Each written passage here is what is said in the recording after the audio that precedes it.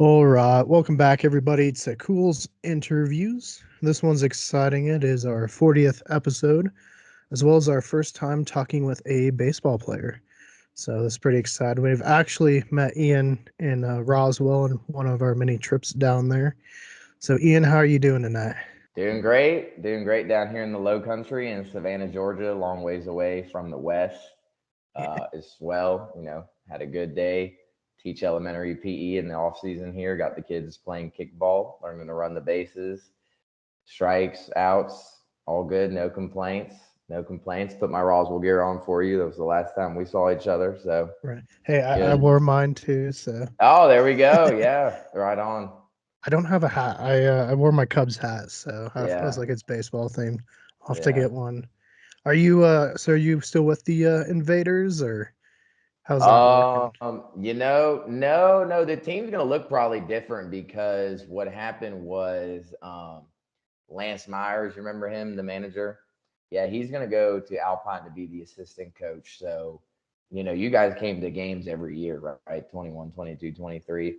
Yeah, Yeah. so I don't know if you noticed, but we had like 7 or 8 players back every year, like a good core of like guys. So I was lucky to play with like 7 or 8 guys for 3 years in pro ball, including Lance. But Lance is going to Alpine, and some guys may go there, some guys may go to other teams. It's still like up in there, but you'll just have to see where people go if they come out to a game. But no, I today got a contract to go to New Jersey in the Frontier League, so that's like a call up from the Pecos League. So very exciting, very exciting. Yeah, no, congrats there. So let's talk about your journey because obviously you're moving up, and where did this start? Like what age did you get the baseball bug? Oh, I'd say about 8 years old in Roswell, Georgia, my Roswell. So that's a little town north of Atlanta. That's probably grown tenfold since I was 8. But yeah, no, good baseball in Georgia. A lot of good baseball in the Atlanta area. A lot of good baseball to this day. Had a good high school. Played for Brian McCann's dad. When I was in like eighth, ninth grade. Still work for him when I'm up in Atlanta. On worked for him December break. Great guy. We just talked. I told him going to New Jersey. He's originally from the north. Had a really good high school coach, Joey Ray. We had a draft pick named Dylan Cease, who's still on the White Sox. So Dylan and I are like probably the only people from that 2014 team still playing baseball. And went to Savannah State for 3 years here in Georgia, where I'm at right now, in the Low Country in the Coastal Empire, and played 3 years of Division I ball there, and the school transitioned to a Division II school, which it is now. And I transferred out because they were saying we wouldn't be able to go to playoffs and tournaments, and due to budgetary restrictions, that they were only going to leave the state of Georgia 1 or 2 times, and I just wanted to see like something else my senior year. So that was 2019, pre-COVID, before everyone was like just granted transfers and everything. So I had to apply to get a waiver to transfer since my school was changing divisions. And then I went to a school called St. Peter's in Jersey City. And that St. Peter's tag, actually helped me get to the New Jersey Jackals because they saw I was from St. Peter's. They asked, "Do you still live there? Are you a local?" And I said, "No, I live in Georgia." And they said, "Look, we want you to come. Like, they said, we're low on housing. Like, do you think you could find somewhere to stay?" So I'm staying in the Bronx at an old St. Peter's teammate. But St. Peter's was good. I started opening day there as a side armor. Had a really good coach named Lou Peretti, who had me start opening day at Georgia Tech the year after I left Georgia in 2020. And then I threw a shutout against Rutgers, which was school history, first Power Five win in 118 years of St. Peter's baseball. And then went back for 2021, threw a shutout the first game of the year. We didn't start until April because it was in the most densely populated place in the world during the COVID-19 pandemic. So they were very strict in New Jersey. New Jersey, restaurants didn't open, but so we had a late start through a shutout against Niagara. Kind of started throwing from sidearm, how you've seen me. I used to throw submarine before that 2021 year. I met with Matt Capps, who was a 2007 All-Star for the Nationals and Pittsburgh Pirates. He was a closer, and we kind of worked on like a windup in that 2020 offseason. He lives about a mile from my house in Roswell, trains about a mile.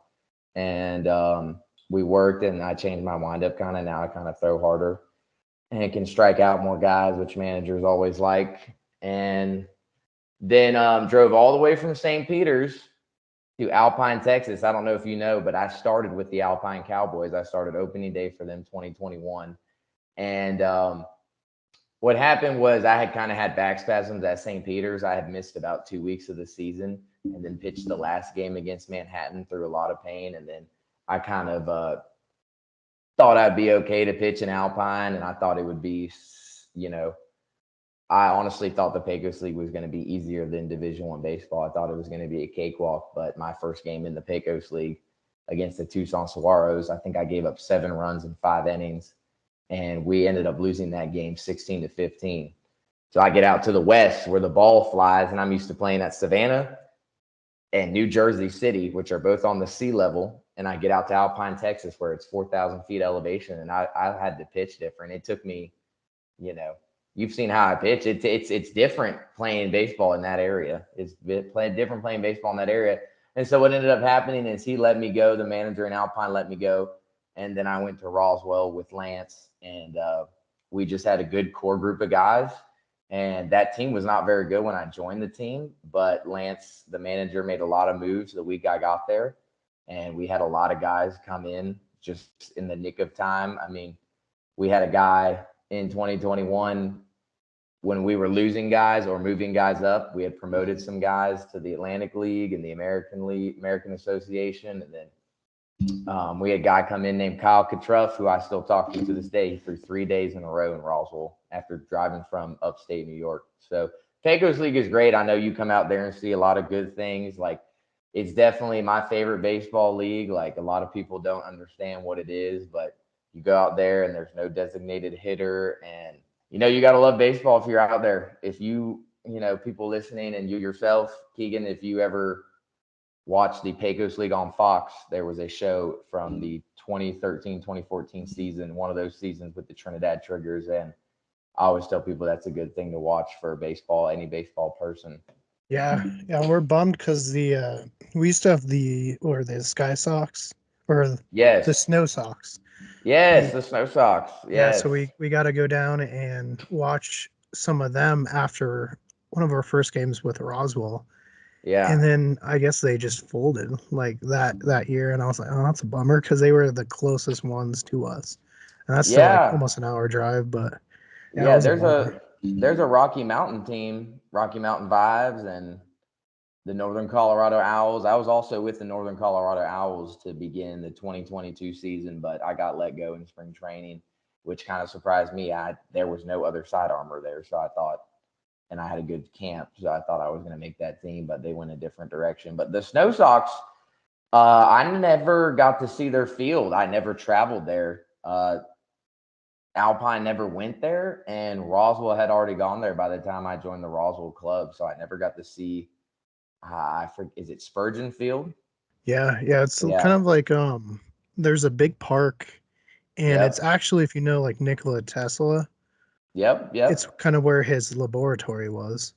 Makes sense. Yeah. I got Yeah. snowed in one time coming back from Glenwood Springs to Denver when I used to live in Denver too. I don't know if I ever told you that, but we talked about Castle Rock and stuff. But yeah, one time I wasn't able to make it back to Denver on a Saturday, and I had to stay in this ghost town on I-70 that has one hotel, one coffee shop, and the room said Nikola Tesla stayed here. So that's interesting you say that, because I'm like, maybe he bounced around Colorado a little bit, which it sounds Hmm. like he did. I think this was Silver Plume, Colorado, kind of near Georgetown, about 30 to 60 miles in Denver. But how's the snow out there? Is it snowing today? So it's like I guess flurrying away, but it's not sticking. Not too bad. It's actually been super mild winter. We've had That's one good. snowstorm that was kind of bad, Yeah. and that was more because we went. down to Alamosa. We were doing a big presentation at the college there, and on the way back, it hit us right at the pass. Yep. And so you're Yep. going straight down, and it was super icy. Ooh, it was sketchy driving. But besides that, it's Yeah. been pretty warm. No, I love And, Alamosa. That's a good town. That's a good area. The San Luis Valley, right? San Luis mhm. Valley. Beautiful. A lot of good hot springs. One of my favorite things to do in the off season, especially when I lived out there, was go to the hot springs. That's what I was coming back from the night I got snowed in Nikola Tesla's hotel room with my dog. We had gone to the hot springs in Glenwood Springs and didn't make it back because I left Denver and it was 67. And by the time the night sky came, it was 30 with a snow globe snowstorm, which I'd never seen coming from the East Coast. But Yeah, no, it all gets good. crazy. Yeah, no, Glenwood's fun. We were just up there, I think probably a month after Roswell when we saw you guys, and we hiked because there's a trail up to a cemetery where Doc Holliday is buried.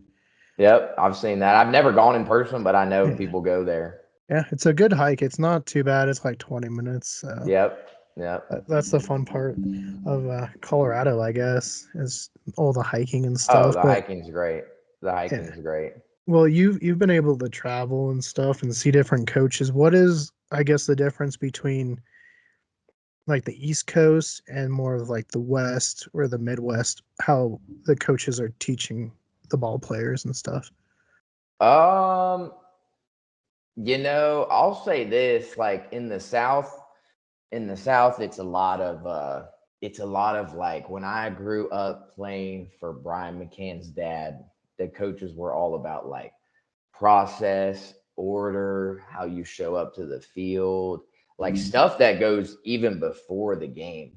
Okay. So like I would never ever like just I would never come to the baseball field in slides, okay? Like Adidas flip-flops. Would never do that. I would never bring trash. Like I would never like have my baseball bag and then like trash. Coaches would always be like, "Why are you bringing trash? Like what do you have in your hand?" And then, always wearing the uniform right. Um I don't have a baseball hat on, but like my high school coach would be like, you cannot have your hair like sticking, like, see how kind of your hat is? He would be like, you Mhm. need to like brush your hair back, like, long hair, not so good. Headphones at the field, absolutely never. Like, why would you have headphones at the field? How are you going to hear what the coach is saying? Like, and just doing the little things. Now, when I got to the North, they were showing up to the field in not baseball clothes, slides, headphones, and like. But I asked my coach about it there, and we were at St. Peter's. I mean, St. Peter's was 299th out of 299 Division One schools. I went there because I knew I would get playing time, and I knew I said I can win by myself. Like I just need someone to give me the opportunity. And the coach was new there too. We both came in at the same year, but we were playing in Lincoln Park, which is on the Hackensack River under a drawbridge with no locker room. So guys had to change at the field. Like there was, what I'm saying. So it was a little different than some setups. But in the West, the thing with like professional baseball is like Lance isn't really there. My manager Lance, he's not really there to like, hey Ian, like you should do this technique. Like you can watch guys, but you're never really supposed to go and tell guys like, hey, you should be doing this. Like if I were now when I go out there and I throw with people like my own teammates, oh yeah, I mean I was throwing with Jonathan Fleckenstein, who you remember, and Anthony Moore, and they were like, you're holding your breaking ball wrong. Like that's why it hasn't been spinning as much. They were like, do this adjustment. It was great. I honestly didn't even realize I was doing it wrong. You know what I'm saying? So it's kind of like that. I haven't really been coached much on the other side of the Mississippi River, if ever. But that's just what I saw when I went from the north to the south. Even when I did these baseball camps for St. Peter's, the kids were they would come with no hats and stuff.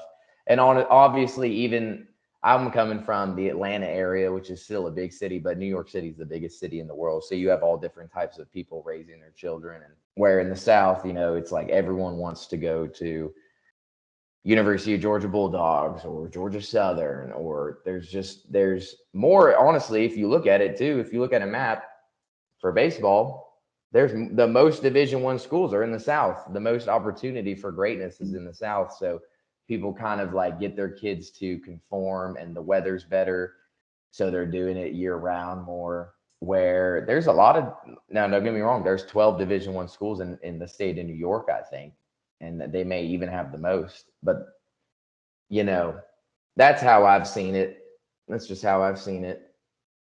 Even my coach at Savannah State, very organized man, had me do an Excel spreadsheet of every hour of my week as a freshman. I'd have 24 hours of study. And he did this. He said, if I see that you put Tuesday, 7 p.m., that you're studying in your dorm, and I see you at the Tuesday night basketball game, that means you lied to me. So if you're lying to me about study, how do I know you're not going to lie to me when I say, do you have this guy in the seventh inning with 2 outs, 1 guy on?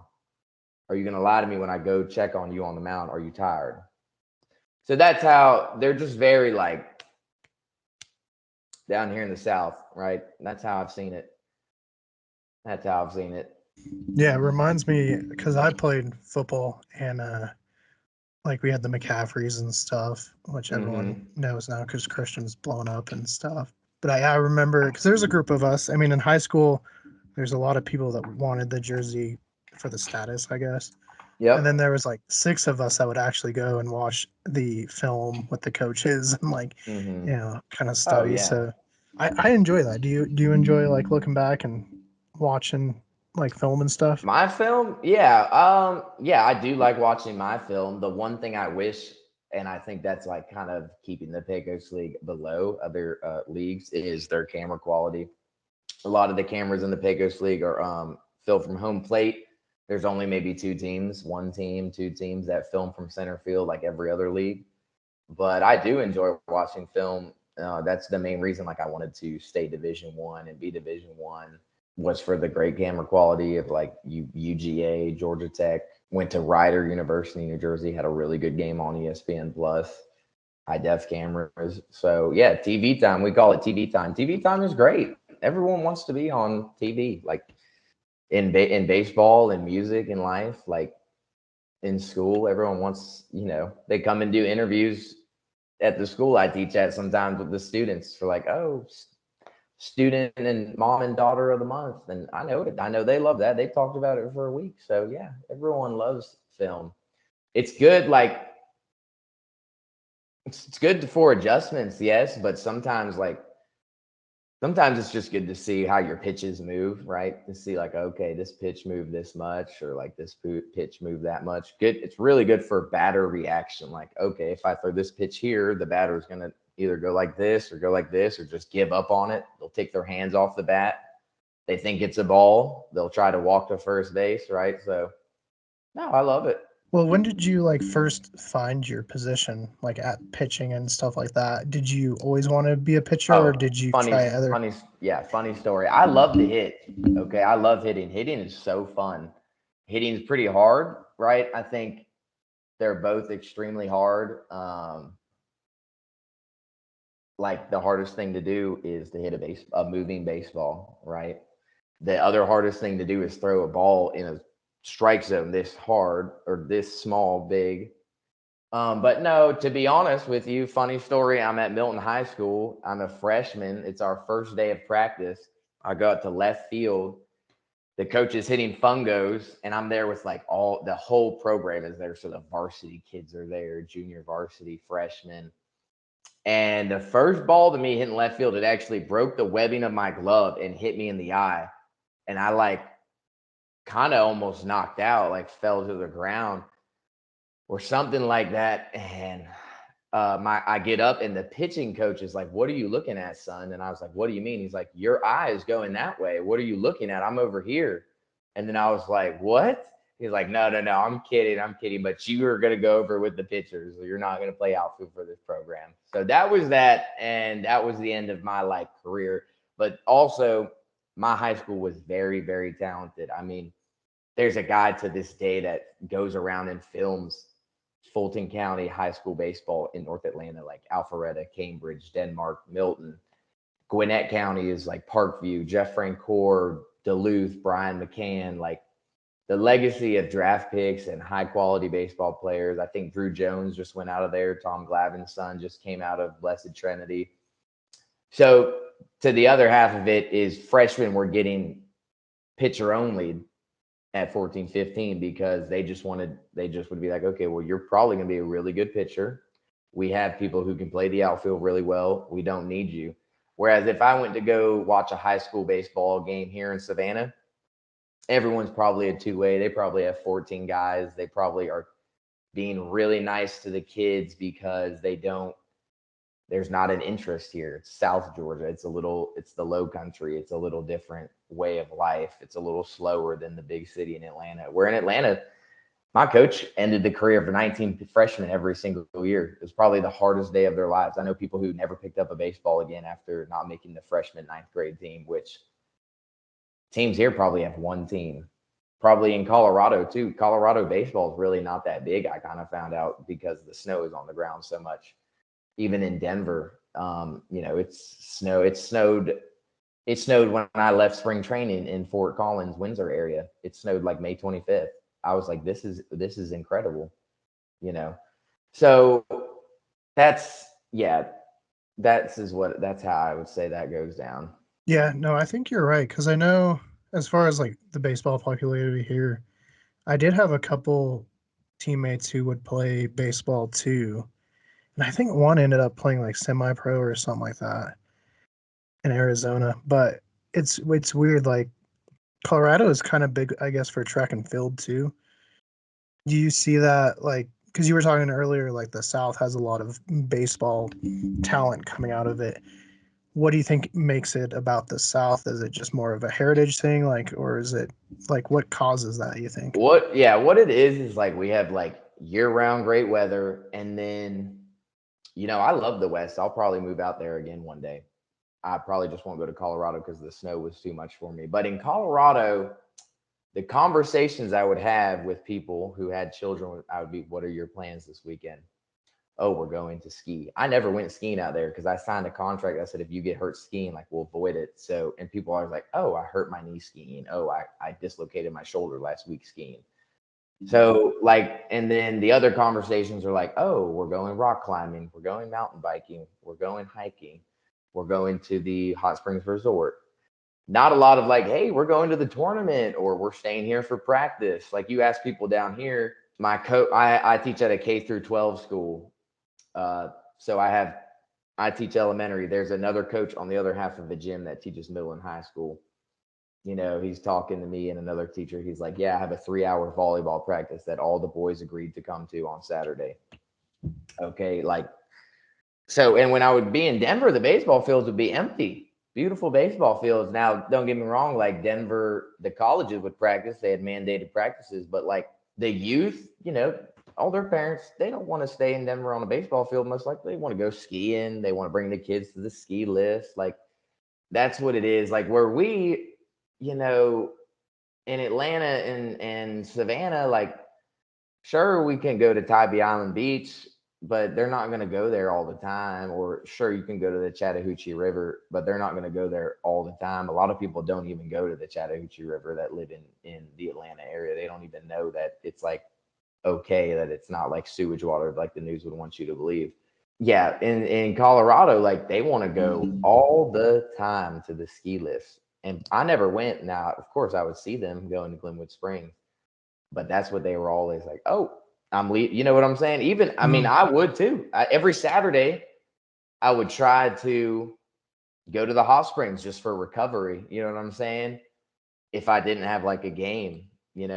And even when I was playing men's league there, it didn't start till April. My men's league here in Savannah started in February. My men's league in Atlanta starts in March just because of the weather and everything. So that's what I saw out there. I know the skiing is like huge out here in snowboarding, and I've never been myself. So That's yeah, wild. That's yeah. wild. I've gotten into like the rock climbing and just mountain climbing, I guess, hiking and Yeah. stuff. They're healthy people out there. Mm, Like, don't get me wrong, some of the healthiest and most active people I've ever met were in Colorado, but they're not like the most sports people. Where here, like, people can be like kind of lazy and unhealthy, but like Eastbound and Down, Kenny Powers, he's like, oh, I'm not trying to exercise. I play real sports. Like, I want to get real good at real sports, you know. And I mm. was like, oh, that's funny. I was watching that show. I was like, yeah, that's funny. Yeah, So I'd say that too about the just being fans about the professional sports here. yeah. It's very fair weather in Colorado, I would say.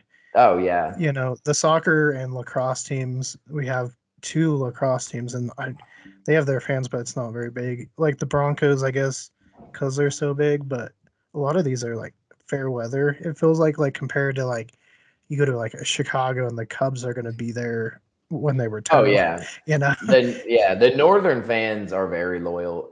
Now, the Braves, they used to play in Turner Field, and we went to the playoffs for, 13, 14, 15 years in a row, and the NLDS would be 25,000 people in a 55,000 person stadium in Turner Field. I think that's why they tore Turner Field down, because it was so big. It was an Olympic stadium they cut in half.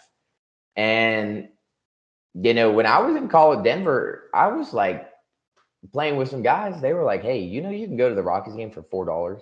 I was like, Mhm. "There's no way that you can go to the Rockies game for $4." They're like, "It's $4 a person to go sit in the rock pile." I had no shot.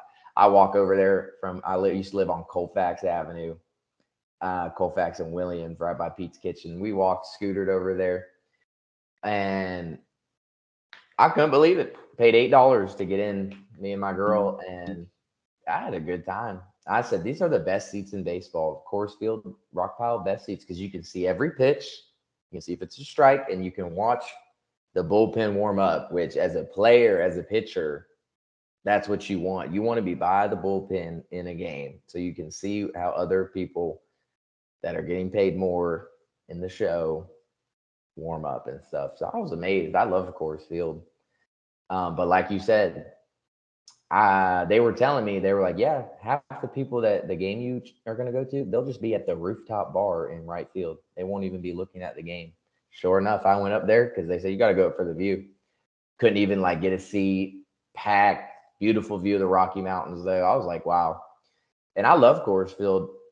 I think it's great, but I also think it's hilarious when they're talking about, oh, elevation this, elevation that. I was like, Colorado, Denver elevation. I was like, these people in Pecos League, you go to Santa Fe, 7,200 feet. You go to Colorado Springs, which is 1,000 feet, 400 feet taller, maybe 6,600.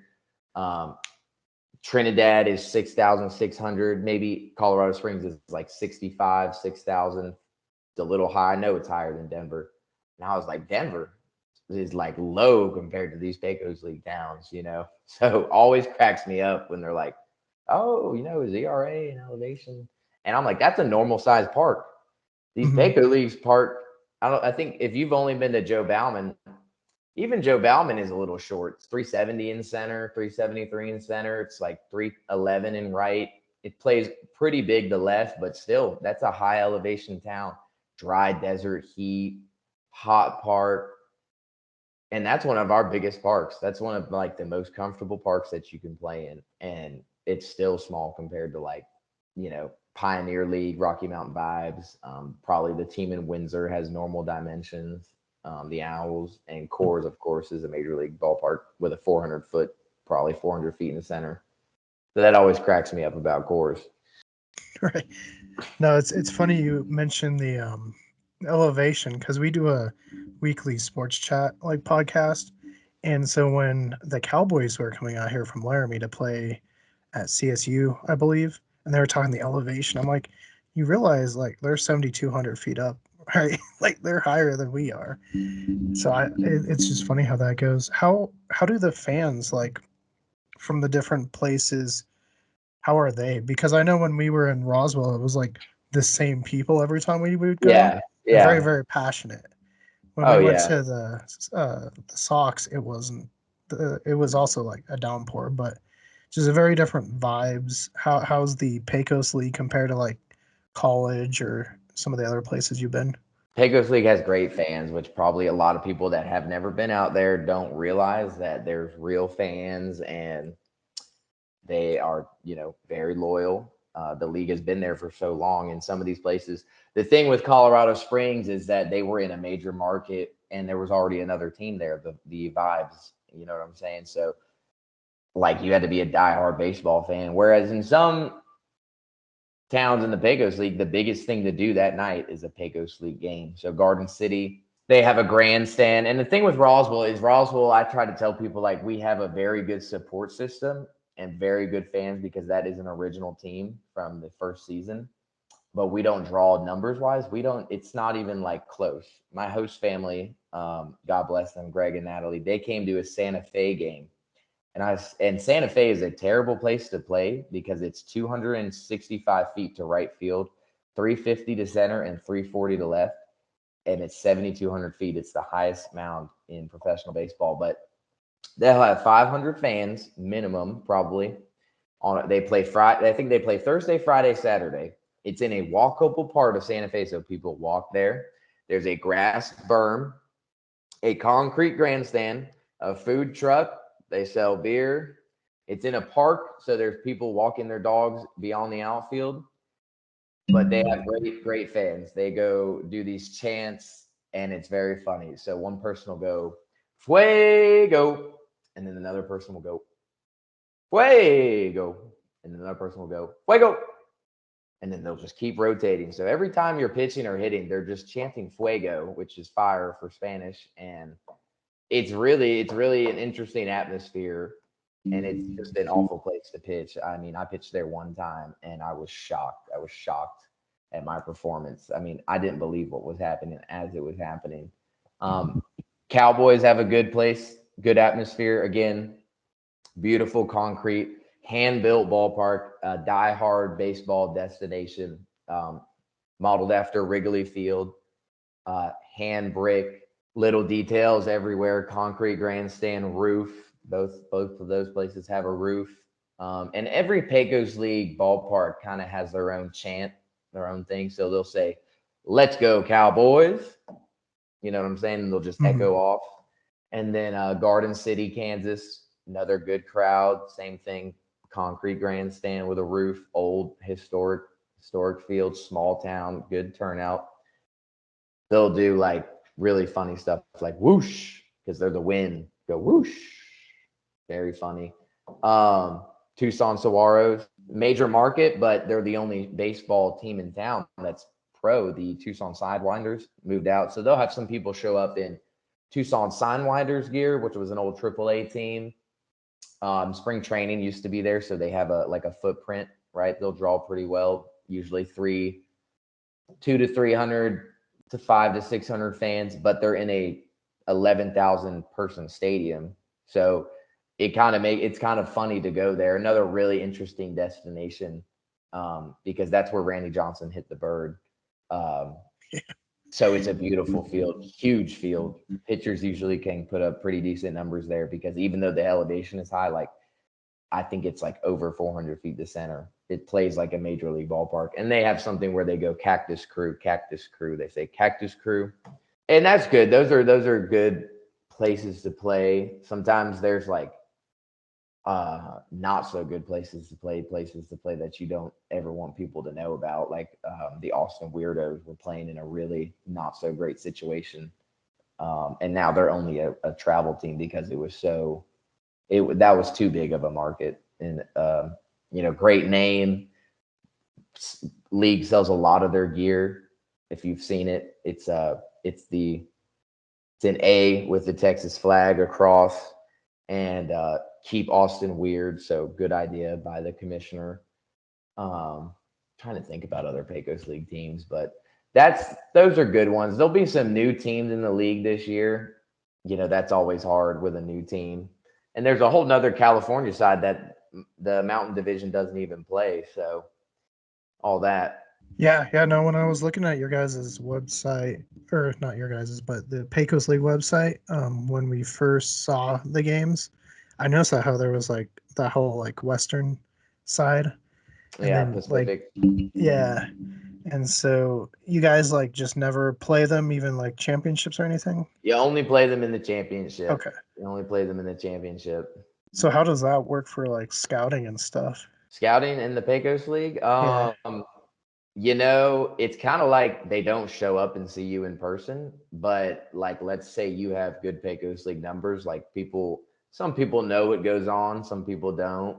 Okay, but at the end of the day, if you pitch good there, like that's the hardest place to pitch. It's probably harder to pitch there than it is in Major League Baseball. I almost think I'm like, could a Major League person come down here and pitch in the Mountain Division at Santa Fe and throw a good game? It's kind of like luck of the draw almost in the Pecos League about how your night's going to go on the mound. But no, I mean, there was a major leaguer from the Colorado Rockies that went and pitched on the Pacific side named Manny Corpus from the 2007 Rocktober team, and he actually pitched great. Elevation's way different out there. I've never seen a game there. I've only heard from people that it's like a way different league. The mountainside is a whole thing into itself. But about professional baseball, they just want to see people above Pecos League want to see what you can do kind of in 100 games. So maybe two Pecos League seasons, because most other leagues, like the Frontier, will play 95 games. The American Association will play 100. The Pioneer probably plays 90 to 95. That's kind of in the West as well. And the Atlantic League, which is the top independent baseball league in the North, and that's in the Northeast, they play 140 games. So MLB plays 162. So the Atlantic League is right there. I mean, Daniel Murphy went there last year. I think Julian Tavares from the Braves was there. Um, People with Major League World Series rings and All Stars, they go there when they can't find an affiliate job. But scouting in the Pecos League, it's like a lot of it is word of mouth too. So if your manager or a manager in the Pecos League says that I'm a good individual, like, and I'm someone who's going to be there for the team, and I can pitch, and my Pecos League numbers are positive, and that I'm a good person to have on your team, or it's not a good day on the other team when I'm on the mound because I'm like a good opponent, but that I'm like a good guy off the field and I'm there for the team. That's kind of how it works with like scouting. Your manager is almost like your promoter. He will help you get promoted more than any scout almost would in the Pecos League, right? So that's how it is. So if you have a good manager and you're have good numbers, that'll kind of help you. And the Pecos League has changed over time. They used to have real contracts, and the commissioner used to be more involved with promoting people, but now it's kind of like each team has their own contract, and each team is more for promoting you. At least how I've seen it over the years develop. And what people I've talked to that played back when the league first started, it was like they also, when the league first started, they played like 72 games, 75 games. The most I think I ever played in Pecos was like 61 or 59. And then it was 50. And then I think he got it back up to 55. And I think it'll be like a 52 game season now. But the commissioner expanded the league to 16 teams, whereas it used to be like four teams, 8 teams, 6 teams. So there's just more players now. There's 75 to 150 more players than there were 8 years ago in the Pecos League itself. Yeah, I don't know if it's the main Instagram for Pecos I follow a lot of like Roswell and Alpine and stuff like that. And I see a lot of like call ups or, movement up, Yeah, which yeah, is good. that's So it great. seems like it's a pretty good way to, keep the career going and show people what you can do and then get a call up. I mean, you got yours, right? So how did that Yeah, work? Like I've had when two you, call ups. Yeah, so in 2022, my manager Lance knew the manager going to manage for the Northern Colorado Owls, kind of in your area, and he got me on the team for spring training, and just kind of you get to camp and you kind of have to fight your way onto the team, and it didn't work out there. And then I went to a tryout here in Atlanta and really pitched well. I probably struck out like the first 7 guys here, and like I said, they noticed I was from St. Peter's. And the manager had also played with Lance, and he said, or managed against Lance in another league at another time, and asked me had I played for Lance, and I said, yeah, I played for Lance for 3 years in Roswell. So that's kind of how that works. And if you're calling a guy up from the Pecos League mid-season, he's been throwing, he's been around baseball. It's not like calling someone that's just like not in the league, at least in my opinion.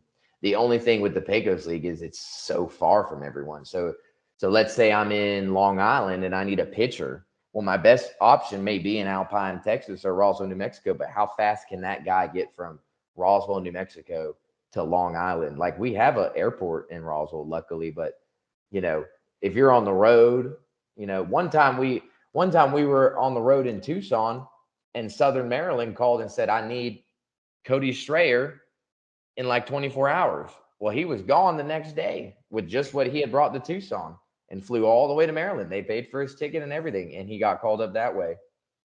Another guy had to go to another guy got called up that year. I don't know where he met.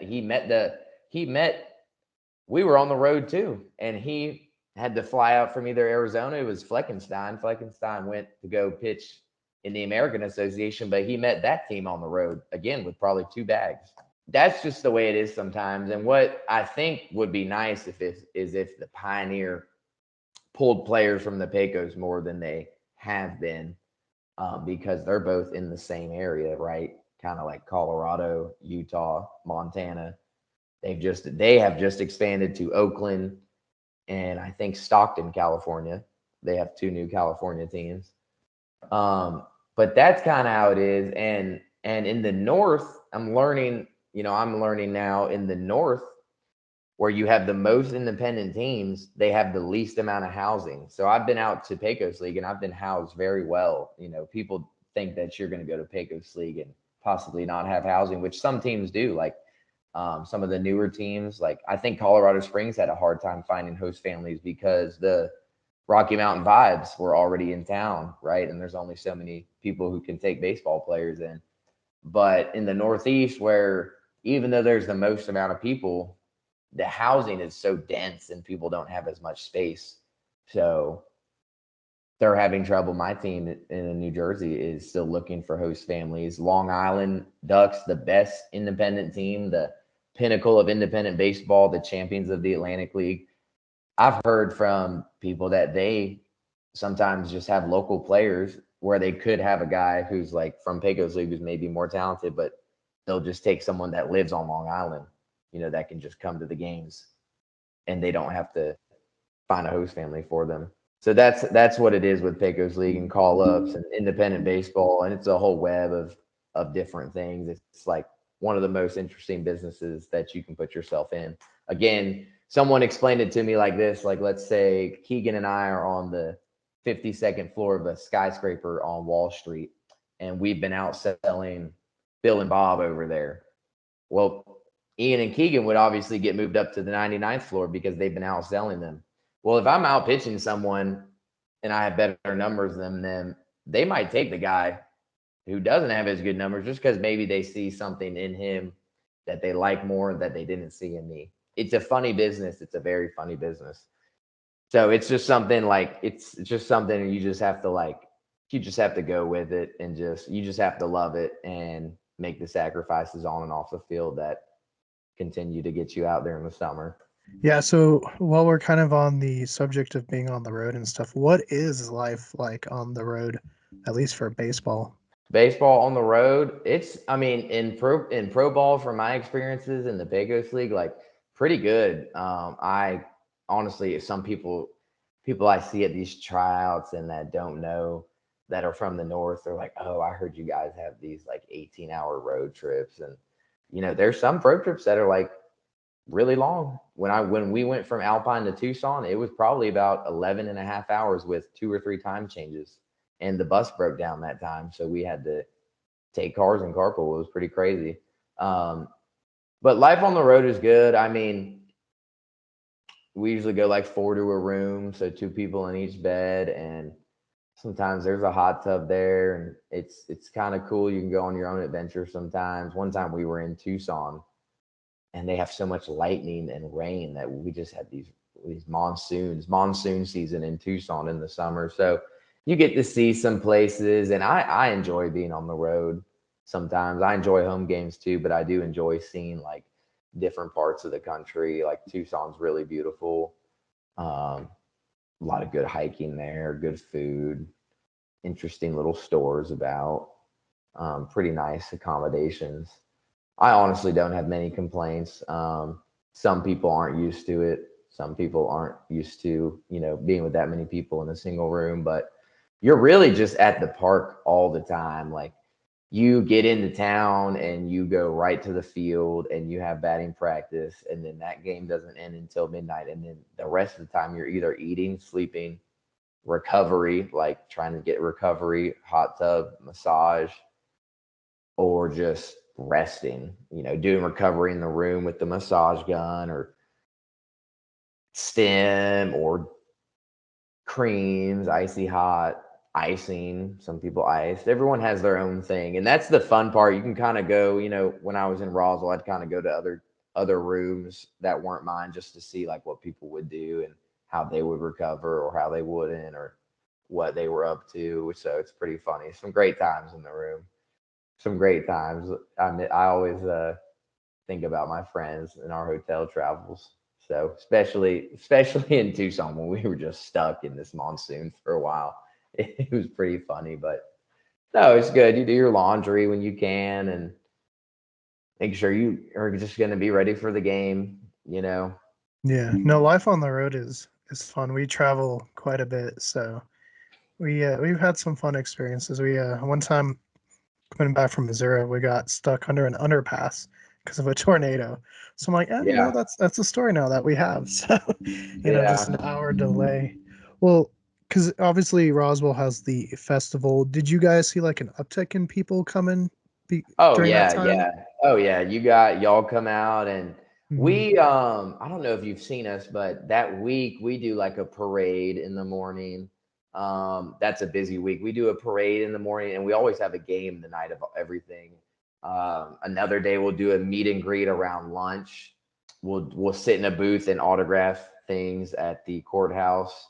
I think we did a meet and greet painting event where we painted at a shop on Main Street that week.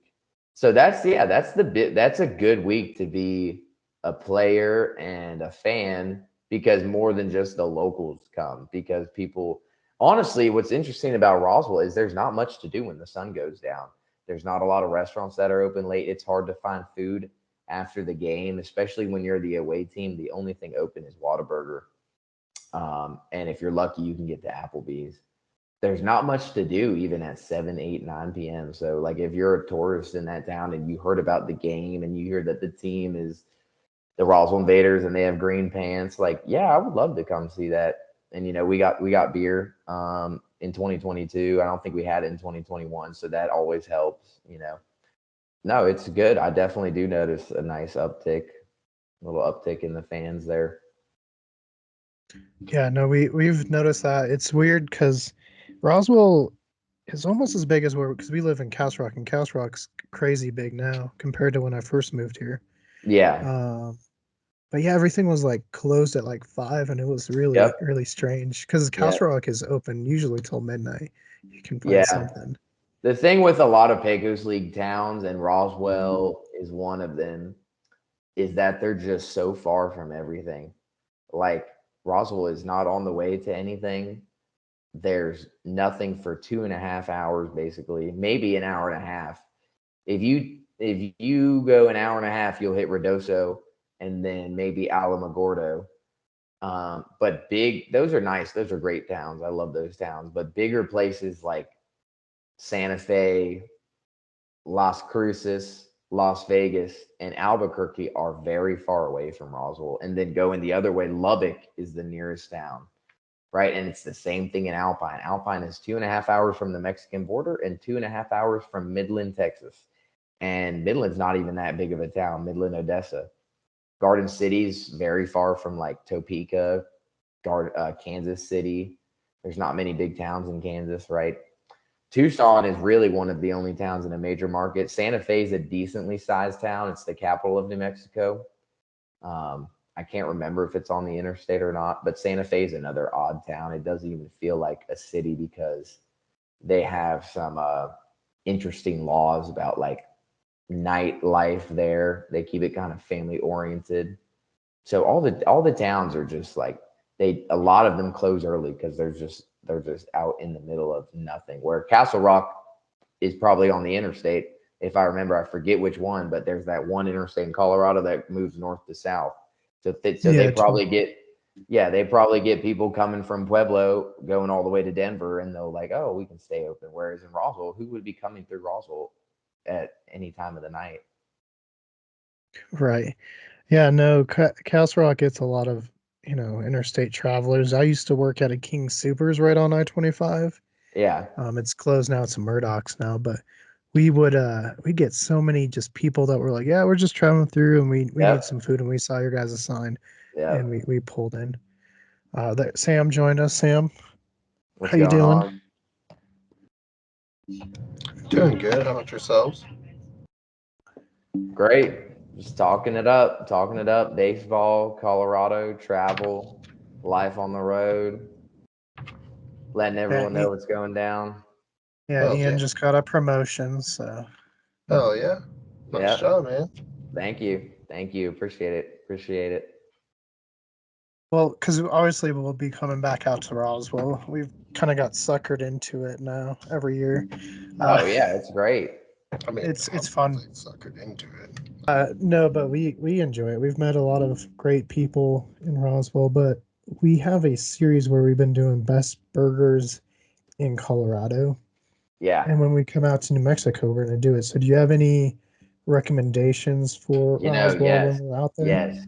Yes. So funny story about food and just like, oh, I always tell people I've been so well fed there. I mean, luckily my host family is amazing cooks. And what I didn't realize about when I got to Roswell, like the first couple nights I was there, we had this team party like with all the host families, and they fed us. And I'm going around getting my food. They go, do you want green chili? And I'm coming from Georgia and like New Jersey. I'm thinking they're talking about red chili that's like dyed green, like green eggs and ham, like a hot dog chili. I was like, yeah, sure, I'll try it out. Well, I come to learn it's like a salsa sometimes, and as well as a just like a green chili cheeseburger. Yeah, so there's a place on Main Street that has a very good green chili cheeseburger. It's a red building, and it's like it's at the biggest intersection in town. I'm forgetting the name of it right now, but very good. My host family, my family, we go there. Um, but it's right downtown. Like it's right next to one of the taller buildings. I'm gonna try and remember what the name is now that you guys got me on it. But they have a good green chili cheeseburger. Like it's pretty good, and like that is not a thing out here, and it's sort of a thing in Denver. It's sort of a thing, but they kind of almost it's nothing is as good. It's like getting the Philly cheesesteak in Philly. Nothing is as good as a green chili dish. You know, they put it on everything. When I was taking pictures of my food, sending it back to my people in the South, I'd be like, I'm having green chili chicken noodle soup. I'm having green chili chicken Alfredo. I'm having green chili burritos, green chili cheeseburgers. Um, it's funny they have green chili soda, green chili ice cream. Yeah, I had a green chili sundae one time. I had to try it. It was okay. I think that's at the burger place that begins with a B. It's a fast food chain, but they have a green chili sundae. So yeah, I'm gonna try to remember what this place was because you will like it. But that's what I would get: green chili cheeseburger. Um, that's the only place they sell green chili cheeseburgers. It's called Peppers. It's called Peppers Grill. It's right Okay. there, right next to the big. It's right, probably walking distance from the UFO museum, and that's a good place to go. So No, awesome. We'll check it out. When we were there last time, we tried Farley's, and that one's okay. I don't think I've ever been there. I don't think I've ever been there. yeah, it Peppers wasn't is like a local spot. okay. And then we tried a what was it? Thai? Was it Thai food, Sam? Yes, it was. Yeah, Was it in the from the mall. mall? Yeah, Yeah. yeah. No, that place is good. They have green chili pad thai too, which is crazy. Oh, really? Yeah, I'm telling you, they put it on everything. It's pretty funny. I love it. I can't even. It don't. It only comes around once or twice. You know, they have a whole season where it's like a whole thing. They have a whole season, I think, in August where the peppers are like picked and then they all come to like the parking lots and they roast them. People, I've never seen it because I'm always gone by this time. It's like late August. Um, but no, it's good. I try to cook with it. It's a whole nother thing to cook too. You have to, it's a whole technique and you have to like put it under fire. You can't just throw it into a pot. I mean, I don't know how much you guys know about it in Colorado, but it's funny. You have to get a cheeseburger in Roswell in New Mexico with green chilies. There's viral videos of them all over the state in little towns everywhere. So if you see like a good burger place on your drive down, yeah, try it out. It might be like a famous spot. Yeah, we have one we enjoy when we go to Lincoln, New Mexico. Yep. Yep. They have a little food truck at the brewery there, and it Yeah. is so good. Green chili. We tried one in Fort Sumner too. I can't remember the name. It had a cow on it, but it wasn't bad. Especially Yeah. after driving for like 6 hours, we're like, oh, food Oh sounds pretty yeah. good. Yeah. See, I had all these plans after this season had ended to go look around more. And I was gonna try and go and see Lincoln. That's where Billy the Kid's, right? Right, Billy the Yeah. Kid's town. Yeah, so I was a history major in college, so I know a lot about history and it's fun. But I never have been to Lincoln. Never have been, but it's basically one of the closer things to do in Roswell, you Hmm. know. But That's that's actually where awesome. we stayed last year. Was well, not Lincoln, but we were in Hondo, so just down the road from Okay. Lincoln because it sold Yeah. out so fast. Yeah, they tell me that the hotels sell out very quickly during the UFO festival. I've heard that a lot. I've heard that a lot. Yeah, luckily we got our Airbnb for this next trip Yes, already. that's what I've heard to do. Yeah, we guessed Yeah. wrong though because we're like it was this weekend last year, and then I asked our buddy John, who's an author down there and part of the Hmm. historical society, and he's like, it's the one closest to Fourth of July, and I was like, oh man, I think I picked the wrong one. And then of Yeah. course they announced it, and I was like, no. So we had to like unreserve one and then switch it to another. But yeah, you got to go Yeah. to Lincoln. It's fun. We do a lot of history stuff on the channel. We've had quite a Yeah, bit I've of seen the. it. Have you? Yeah. Oh, yeah. I see the whale. The whale came out today. That was great. I would have never known. It reminds me of this Route 66 whale that's on a lake somewhere. Um, Same thing, just like a roadside oddity. That's what this whale that y'all photographed seemed like. Mhm. Yeah, that one we only found because on our way to Roswell. Oh, where were we, Sam? We had just turned off of Las Vegas, I think, Yeah. and we Well, it were was like getting. right as we entered Roswell. No, no, it was. We found. I found I had a nail in the tire Oh, in the in worst. Las Vegas, and I was Yeah. like, "What am I gonna do?" Because Las Vegas don't have nothing, so we had to drive all the way to Santa Fe. And luckily, we had Yeah. two cars, so while they're fixing that, we're driving around, and we're like, "What's there to do?" And I was like, "There's 100-foot well," so we just drove over Wow. there, and there's Did we something look on else. like Atlas Obscura or something? Yeah, Ian, if you don't know of Atlas Oh Obscura, yeah. Of yeah, course. Of it's course. great. Yeah. It's a great place to look for stuff on the road when you're on the road. Mhm. It'll let you know what you're looking at. You're like, what am I looking at? Oh, it's this. Yeah, why are all these people taking pictures of this rock? Oh, I see it now. Yeah. That's awesome. Y'all got to go check out these like ballparks that are in these towns, these Pecos League parks, because you'd just be amazed that there's baseball in these pockets of the world. There was a team in Las Vegas. There was a team in Las Vegas called the Train Robbers, and that field is now all abandoned. I went on a little hot springs trip to Las Vegas, New Mexico. They have a beautiful hot springs in Montezuma that's free, well kept up, and they have some interesting stuff in Montezuma.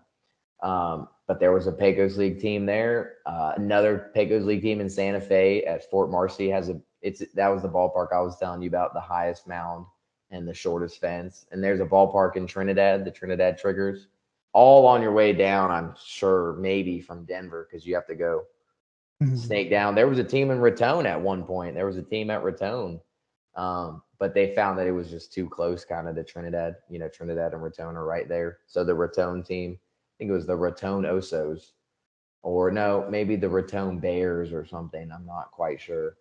But no, Bakersfield has an interesting footprint in all those towns on your way down from Denver.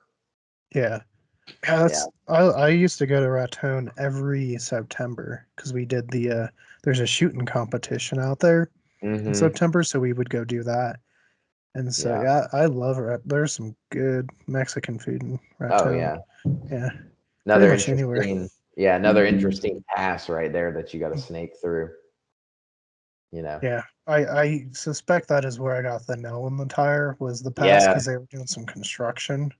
Oh yeah. Yeah. They've been doing construction there for many, many, many months and years. It seems like almost. Oh, that's the Yeah. Springs. That's our joke here in Colorado. The Springs is always under construction. No. Yeah. That or Everyone wants to move. Denver. Everyone wants to move there. Yeah, Denver. Denver has some parts where I live, not as much because I was in the already built up area like Colfax Avenue. But yeah, Denver. Even there, they're just building apartments there. When I was there, I was like, wow, this is. Yeah, no, Colorado is growing like crazy. I think we've kind of hit a kind of plateau where we're still growing, but it's not rocketing anymore, Yeah, yeah, which is nice. Because I think we're going out to Santa Fe. Or we're planning to. We were invited by another YouTuber to go for the Zozobra, the Burning yes. Zozobra. That's actually at the baseball field. Is it? Oh, Yes, Okay. really? yeah. So you'll see Santa Fe's baseball team, or not the. It happens right before the team comes. I think it happens in what, May, right? No, I guess it's in August this year. Okay, no, it's right after the team leaves then. Okay. It's right after the team leaves. Yeah. So the team is already gone. But they actually they burn the effigy of Zozo Bra on a big pole that's actually basically in the left field foul territory. So like I said, how Santa Fe, you're kind of sunken in and people will pull up their cars and watch the game. And like I said, a food truck will pull up and then there's a stadium itself, but there's like a big grass berm. They burn him on the big grass berm. And it's the pictures look crazy. I mean, there's a Firehouse sub and the Firehouse subs has a mural of the Zozo Bra scene, like him on fire. And but it's at the baseball field. It's pretty interesting.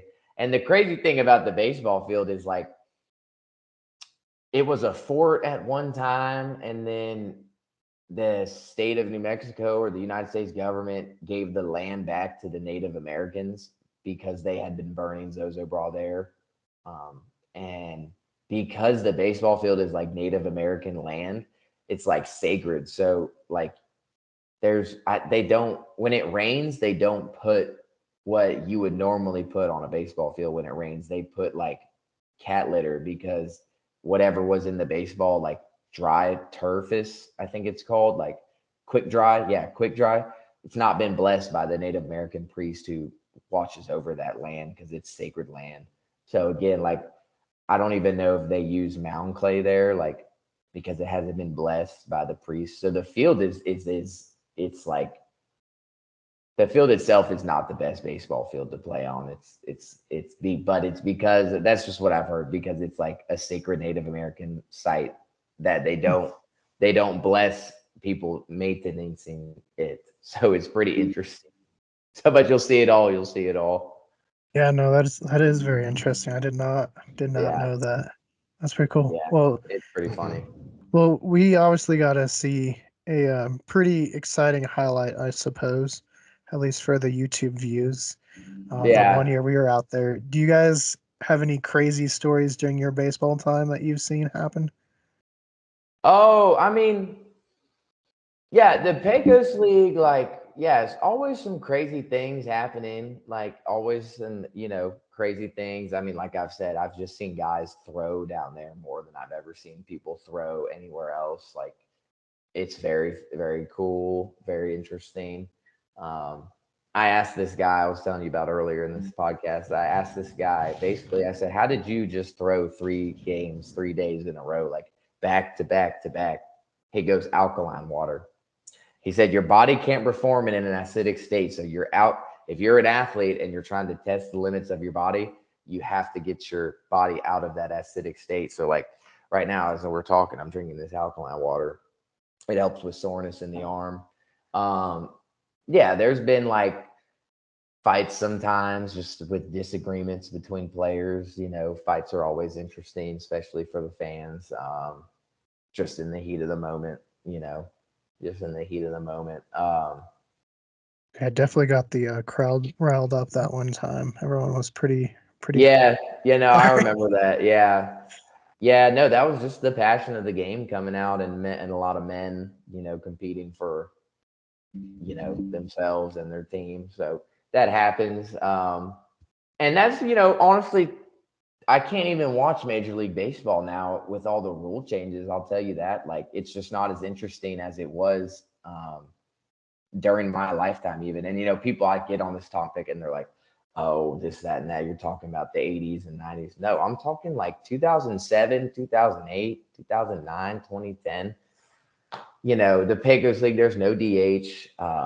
They play with passion. Like, the players don't like hate each other, but I feel like the players in Major League Baseball are always like smiling and like, you know, lightly tapping each other and hugging each other almost on the field. Where like the Pecos, like, we're there to win, and like, it's kind of survive in advance, where the guys in the show have already made it. What do they have to try for? They don't slide hard anymore. I'm watching clips of like 2007 baseball on YouTube, and I'm seeing Edgar Renteria slide into Mike Fontenot on the Cubs very hard, very hard. And the game went on. The game didn't stop. I'm seeing like A-Rod run over the catcher in the Yankee Stadium. The game didn't stop then. Like, now the game is kind of like softened up, but I believe like the hardest baseball is played out in that Pecos League, which is like crazy. People wouldn't know unless you went out there and saw a game. People are very passionate. The players are very passionate out there. Yeah, no, we definitely have seen that. And I think people forget that with major sports, because I know like during the Super Bowl there was that moment with Travis Kelce, and people are giving him flack for it. I'm like, yeah, but when you're in the moment on the biggest stage, you've worked all like your emotions are gonna run wild, Just kind of what happens. Your testosterone's off the charts at that point. Your adrenaline, everything's Oh yeah. going. Yeah. Yeah, the best thing about the Pecos League is it's all night games. Mm. So like 7 o'clock night games are great. Like, once you get in that routine of like with your where you can be most awake at 7, 8, 9 p.m. Yeah, it's great. And people are, very intense. The players, most of them take it very seriously.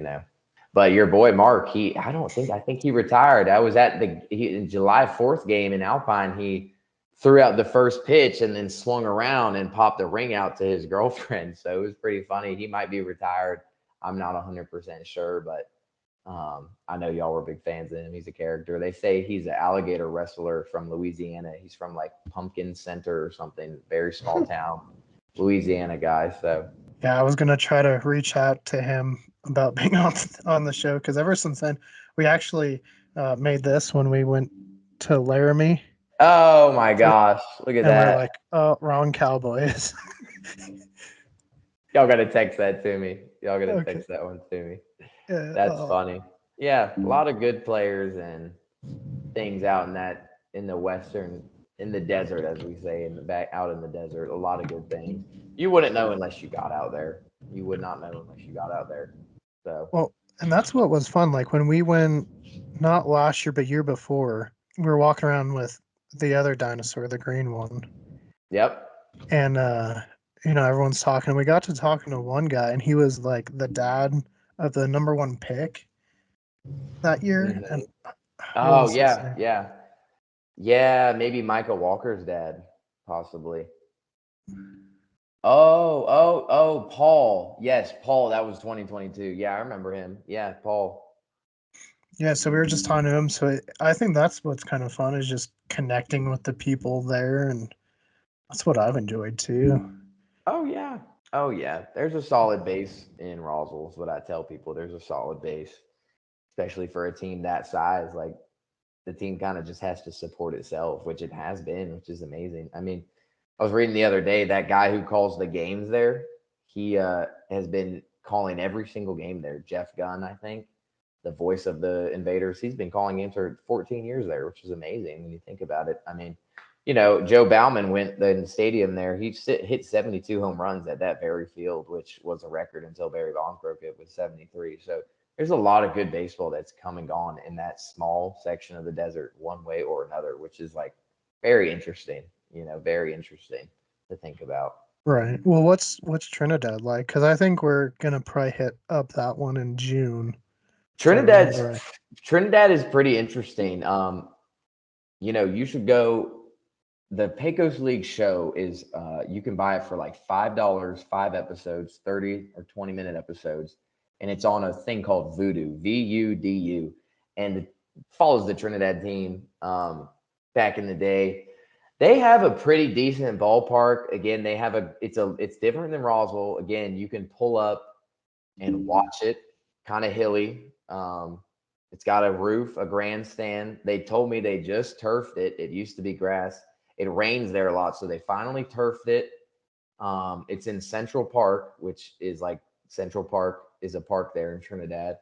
There's a pond beyond right field. Fisher's Peak is right there on right field. There's a train where the Amtrak comes through beyond this pond. So it's pretty interesting. I've never actually pitched there, so I couldn't tell you what it's like from a player. I've only been there to support my team, just with rainouts and like it's just never lined up for me to pitch there. But I've had some friends who played there that went to the Invaders. Like they played for the Triggers in 19. They're called the Trinidad Triggers, like a gun, which is another interesting thing. And they said they loved it. I mean, the owner's name is Miss Kim. She's been there since the TV show. They have pretty good host families. I've never been there for a big crowd, but people who've played there, I swear it's always raining when I'm there. So I've never seen a great crowd there, but they sell the gear downtown, around downtown, and same thing. It's almost a little bit like Roswell. I mean, y'all from Colorado, you know how small Trinidad is. It's the southernmost town, and it's almost like it's interesting because you don't see the Rockies really in Trinidad, right? So it's like a different Colorado. Does that make sense? Mm-hmm. Yeah, it's like, and it's also like that Fisher's Peak is like the easternmost highest point. So it's like the last mountain before you kind of get into like that flat Midwest area of the country. No, I would definitely recommend watching that show. You'll get a kick out of it. I've probably watched it more than once. And it's pretty inspirational from a player. And you'll kind of see how different the league was back then. They had different teams. Now she told me some of the stuff. She was like, "Oh, well, they had this bus." I said, "Where's that bus?" She's like, "Oh, that bus broke down as soon as Fox left with their cameras." She's like, "They paid for that bus, paid for everything. The paint, we painted it." It's pretty interesting. If you're into cars, there's the Trinidad Art Car Museum. So half of the cars in this museum are like Burning Man cars, which is interesting to see, and then half of them are like themed cars. So I'm a big Doors fan. They had a Jim Morrison Doors the Lizard King car with all these lizards made out of like mosaic glass tiles. They have like cars from movies, maybe a Batman car there. Those are about the biggest things to do in Trinidad. Is go to the Art Car Museum. I never got to hike there because it was always raining. I always wanted to go see Fisher's Peak, but no, it never worked out. But it's interesting. I would recommend stopping there. You could get to the field and the Art Car Museum within 6 minutes of leaving the interstate because the town is that small. You can actually see, and the museum is free, so it's pretty cool. Yeah, we'll definitely have to stop. It's funny you mentioned it was always raining when you went, because when we saw the Triggers up in the Springs, it was Yeah, raining it was raining. really Yeah, bad. So maybe it just follows them. yeah, I Like, think it does follow them. Honestly, they always bring the rain. Yeah, no, for the longest time before I like heard what their name was, because I just saw the logo, I thought it was a tornado. And I was like, that's really weird. Like, why isn't it in Kansas? But Oh yeah, I thought it yeah, was a bug because like down here in the South we have chiggers. So I was like, oh, are they okay. named after a little bug or something? But no, you have to like look at their logo kind of because their old logo almost looks like a gun, but it's not like the gun itself. It's just Hmm. like the trigger of the gun. It's pretty funny. Yeah. It's pretty funny. Very Pecos League. Yeah, no, it's a good time. Well, so we often ask guests this one, depending on what your field is, and yours is baseball.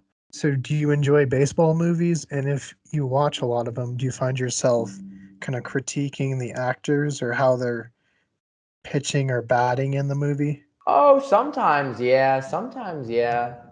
Some of my favorite ones used real players, yeah. But they're all good. It's interesting from a player's perspective to watch some of these movies and be like, oh my gosh, I'm going to play there in like a month, or Oh my gosh, I just played there. I can't believe it. Or you'll go by and you'll be like, oh, this isn't here anymore. I wonder why they tore this down. Like this ballpark looks beautiful in the movie. So yeah, two of my favorites would be there's one you probably never heard of. It's called Bingo Long and the Traveling All Stars and Motor Kings. And it's about a Negro League barnstorming team that went through the South. And I used to be a radio DJ, kind of like similar to like podcasting. And I was on this radio show in college here in Savannah. And we actually tracked down the pitcher. His name was Bobo Smalls. Throw he could throw six baseballs to six different people at one time. He was like a left-handed Satchel Paige, and he played for the Indianapolis Clowns. He was from Savannah, Georgia, and he played at this place in the movie called Sportsman Park. And it. I went and found it. All I could find was a couple cinder blocks and two foul poles, and it had a whole grandstand, locker rooms in the movie. Amazing place, huge crowd. James Earl Jones, who I think is Darth Vader, is the catcher, and Richard Pryor is another player. Um, and the rest of the players were actually clowns themselves. And Bobo himself said he got vetoed out of the movie for some personal riffraff between him and another player, unfortunately. But that is a great movie. And again, like I said, I went and found Sportsman Park, not there anymore. Very interesting movie. Um, this interview with this guy, he was so incredible. He was saying these stories like, man, we showed up to Tennessee, and he's like, we get to Tennessee and we're playing the Ku Klux Klan. And so he's like, oh my gosh. He said, but instead of making it a negative experience, he's like, I'm up on this mountain in Tennessee and I look down and someone's drying white bed sheets. He's like, I go over, put the white bed sheets over my whole body, cut out my eyes, and I'm cheering against. He's like, I'm booing my own teammates with the crowd. And then at the end of the first game, I took off the sheets. They saw it was Bobo Smalls under there. And he's like, everyone was friends by the end of the day. They invited us to the cookout. So he was like, we went through so much, and you kind of see it in the movie. He's like, we went through so much that it's almost a lost story, and it's a real story. So that one was good. And then my other one I like is Bull Durham, because my school, Savannah State, we played at the two fields in North Carolina at North Carolina A&T and then North Carolina Central. So it was really cool again to like be at the old Durham Bulls minor league ballpark. And the other one was World War Memorial Stadium. It was built before World War II. They hadn't even had the Second War, and that was used for the outside shots, and then the one in Durham was used for the indoor shots. So those are two of the really good ones. And then the rookie's good because I teach children. So the rookie is about a teacher that just happens to make it to the major leagues, and it's pretty interesting. So I always find that one pretty inspirational. So those are three good ones. Those are three good ones off the top of my head. Major League is always good too. Everyone knows that one, Charlie Sheen, but they're all good. Some of them are bad. Like some of them I can't watch. Like I'm like, this is not how it is, or it's just not about baseball, really. Um, I have to watch the whole Kenny Powers Eastbound and Down. I've only seen clips on YouTube. But again, he is a PE teacher, and he is so funny in some of the things he's doing. So it's pretty. Those are all good ones. We'll have to have you back on, and because we have another series where we do deep dives on movies. Yeah. We'll have to have you back on and talk maybe one of those. Oh yeah, I love movies. I love movies. I have a whole stack of DVDs at my home in Roswell. I didn't bring my DVD player down here to Savannah, but oh, when I broke my jaw, I mean, all I did was watch DVDs, and I mean, I couldn't do much else. I couldn't do much else, but yeah, yeah, I love movies. Film is good. I took like a literature class, but the guy kind of morphed it into a film class here at Savannah State, and then I kind of like he would do deep dives. He would do deep dives of David Lynch films. Oh my gosh, so intense. So I'm all into it. Yeah, we've been pretty diverse on the film. Like we did one on Spider-Man, like the original 2002, and Yeah, then we did Django Unchained, which was fun. Tarantino, right? Yeah, and then we Yeah, and they're just they're in the mountains in the snow in the yeah. cabin. Oh my gosh, I was like, I'm telling people, I was like, this is the snowstorm I got stuck in. I got stuck in that night. I got stuck in that snowstorm I was telling you about. I was Mhm. said Eisenhower Tunnel is closed. Everyone must leave now. And that happens in Georgia. We don't have tunnels, but they'll close the interstate. But you're on like a 2-lane road that has like nobody on it. With you'll see a stop sign and maybe 3 traffic lights for an hour. They take me off the Eisenhower Tunnel.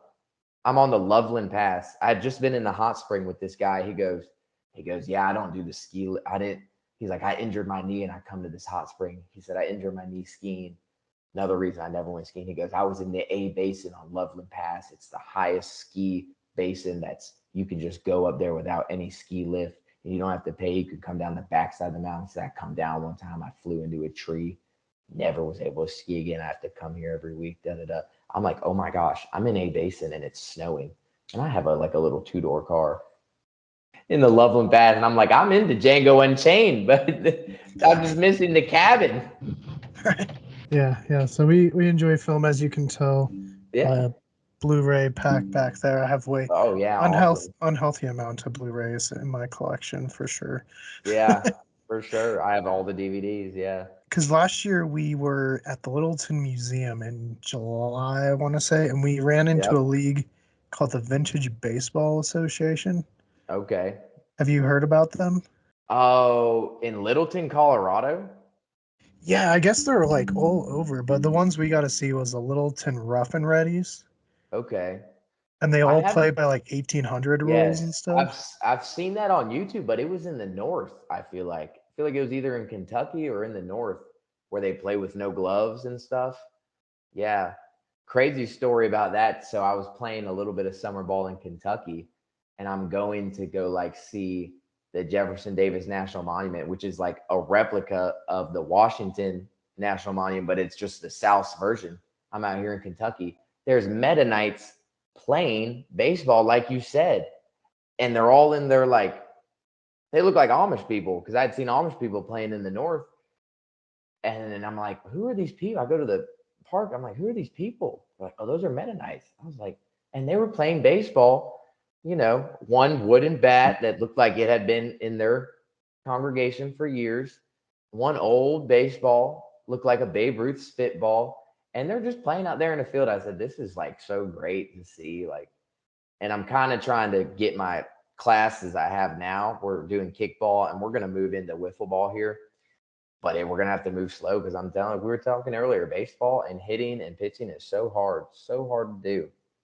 Even if I was just 5 feet away from you, most Americans, it'll be very hard to just hit that ball 5 feet away with a moving bat. It's not like shooting a basketball or kicking a soccer ball where you get this instant gratification all the time. No, it's a hard sport of failure. So, and that's what makes it great. The hard makes it great is something, for baseball players. And that's why a lot of guys are like, keep going that you see in the Pecos League, because the Pecos League is so hard, but that's what makes it so great combined with baseball itself. Yeah, no, I'll have to send you a link because we got the okay to film them and whatever.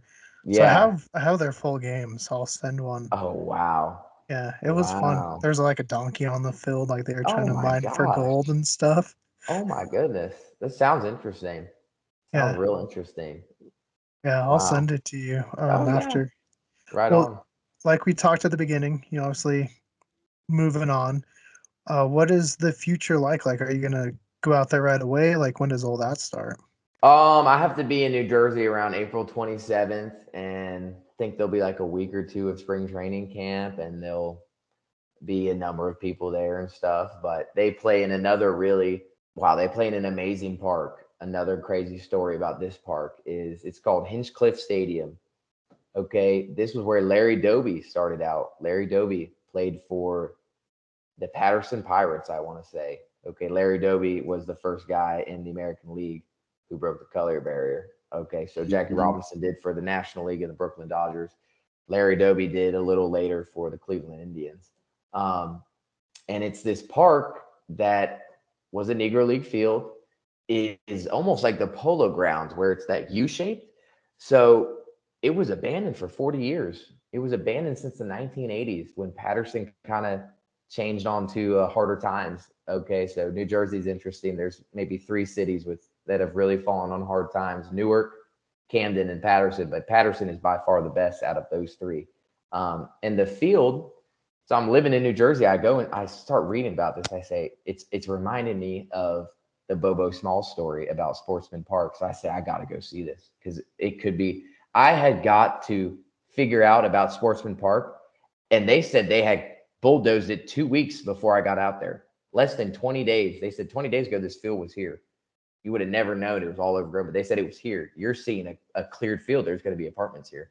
I said I got to go out here. I got to see this. So I go out.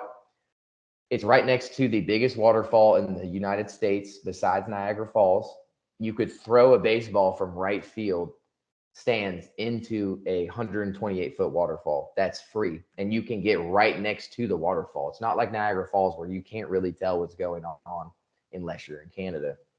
So I'm already in love with it. It's 25 minutes from New Jersey City where I was living. And then I'm walking around the field, and the field, it's just a base. It's like there's concrete. The turf sliding pits were just like patches of grass, and then the mound had a tree growing out of it. And so I went back another time, and I took some pictures and videos, thought it was pretty interesting. I went back another time with a teammate, little freshman. I said, I got to show you all this. Like he had never been to New Jersey. I said, I'll show you this. We'll get away from the city. I said, let's go find a locker room in the manager's office. I want to see like what it looked like, Well, I opened the door to the manager's office in the locker room. There's electricity on in this room. I'm saying, what's going on? I open it more. There's a mattress. I open it a little more. There's a person on the mattress laying mummified. All I saw was his toes going straight up. And I said, this guy's maybe dead. We ran out of there so fast. And I told the man, I talked to the manager the other day. I said, how's the office? You ever see anything strange? Any ghosts?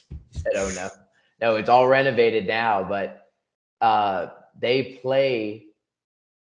It's a multi-purpose field, which you almost don't see. There's a football field like in the baseball field if you go look up pictures, and that's how it was back in the day. And there's a track. There's a actual track, a rubber running track, all going on. So there's like three things going on at once, and it's an amazing little spot. They're going to have a Negro League baseball museum there that they're working on. That's like part of the original structure. I don't know if it's done or not yet, but it's quite a place. And people haven't really caught on yet because it's so new and it's so urban. I think that they haven't really caught on yet. Where to me, when I look at baseball fans today, they want the Coors Field experience. They want to be able to go to the brewery, or how the Braves moved from Turner Field, where when you went to Turner Field in Atlanta, you're going just to see a baseball game. It's kind of how Patterson is right now, where now you go to Truist, they moved it to the suburbs. Oh, you can go to Mark Wahlberg's Wahlburger. You can go get a beer at this brewery or some craft burger or something, where Patterson's kind of in this spot where like it's just for the baseball game right now, but it's what a venue, like such history, the waterfall, the museum, like it's very interesting to look at if you can imagine all that going on. Yeah, no, it's very cool. We'll have to get out there sometime. I've only been to like Jersey City and then the Yep. Meadowlands. Yeah, beautiful Meadowlands. You don't even realize you're in a swamp up there unless you kind of look at it. And you're like, oh, I'm actually in a swamp. Right. Yeah, we were right at MetLife, and then we went to was it Crab Shack? Joe's Crab Shack, is that what it is? Out there, I think. Okay, yeah, possibly. Yeah, there's a bunch of like professional wrestlers drinking. It was a good time. I Wow. must say, yeah. Far out. Yeah. Yeah, New York's fun. There's this one in New York, a restaurant that's in a loading dock. You have to go through the loading dock doors, and great Mexican food. And it's like a dish like that thick, just Oh, I full bet. for The like best $5. food. Oh yeah, Yeah. the best food in the world up there. Well, this has been good though. Thank you so much for joining us and talking Oh yeah. baseball. We'll have to do it again. Like I said, maybe we can have you on for a deep dive into a film or something. Oh yeah, let me know. I'll review it before for sure. Well, for any of our viewers or listeners, if they want to keep track of your career and where you're going, how can they do that? I'm on Instagram at Ian Concevitch Baseball a lot, and just have to see me in the news, honestly. I got some YouTube videos up there that I can send to managers. So if you ever want to see me pitching on YouTube, just put my name in there. And that's about it.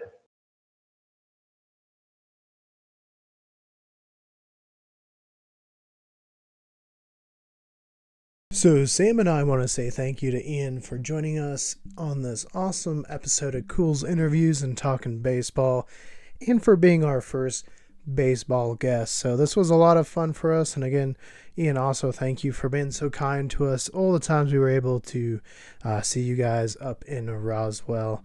And we'll make sure to follow your career and hopefully have you back on here soon to talk some movies. But until next time, guys, for more Culz interviews, click that link to your left. For more about Culz Paranormal, click that link to your right. And don't forget to hit that like and give us a subscribe. And let us know, what was your favorite part of this interview? And is there someone you'd like on the show? Tell us in the comments below.